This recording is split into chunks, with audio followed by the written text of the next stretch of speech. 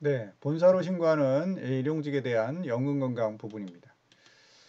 연금건강 신고할 때는요, 현장별로 신고를 못 한다고 하면 현장별로 기간이 경과됐다든가 공사기간이 경과됐다든가 현장별 신고 자체를 아예 현장별 사업장 신고를 안 하는 경우, 못한 경우, 또 뭐 사후정산 문구가 없어서 뭐 이러저러한 경우에 그럼 본사로 신고를 하면 그거는 월 근로일을 기준으로 해서 8일 이상 합니다. 현장별로 따지는 게 아니라.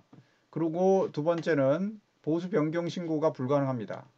그러니까 일용직의 경우에는 원래 매달 보수 변경을 신고를 할 수 있는데 그래서 그게 안 된다는 얘기죠. 보수 변경이. 그럼 보수 변경이 안 돼서 안 되면 어떻게 해야 되냐? 결국은 매달 취득 상실을 번갈아가면서 할 수밖에 없다 이런 얘기입니다. 그래서 그 금액 자체가 변경되는 것에 대한 신고를 못 하니까 어떻게 하냐 이 시에 예를 들어서 5월 5일부터 7월 16일까지 근로했다 그러면 이까지 뭐 이제 8일 이상이라고 가정을 합니다. 다. 그러면 5월 5일자로 취득 신고를 하죠. 그러면 6월 1일자로 원래 현장별로 사업장 적용 신고를 했다 그러면 보수 변경 신고를 하는 것인데 그게 안 되니까 6월 1일자로 일단 상실 신고하고요.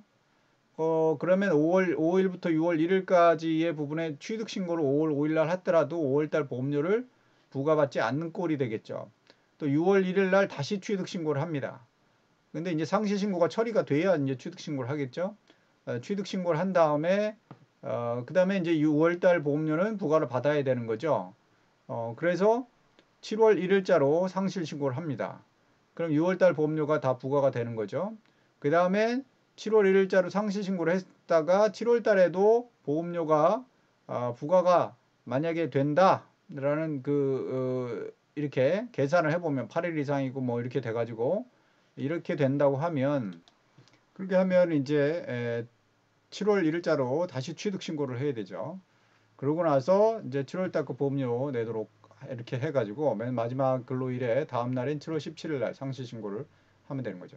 만약의 경우에 7월 달에 8일 미만으로 일했다. 그렇다고 하면 7월 1일자로 상실 신고해서 그걸로 끝나겠죠. 7월 달 보험료는 내지 않으니까 7월 1일 날 상실로 끝나지만 자 이렇게 매달 취득 및 상실 신고를 반복을 해야 된다 이런 얘기입니다. 본사로 신고할 때는.